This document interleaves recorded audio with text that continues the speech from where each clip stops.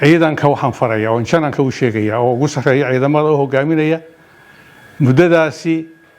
hawshaasi inay ku fusho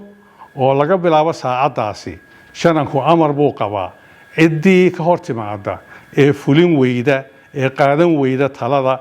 odayada iyo talada dowladda inay tallaabo cad ka qaadaan ciidanka booliska sidoo kale waxaan amrayaa oo taliyii labaad ee ciidanka booliska u joogo ammaanka magaalooyinka iyo miyiga meel kastaba inay u xilsaaran yihiin cid kasta oo ka hor imanaysa ammaanka inay gacan wax kaga qabtaan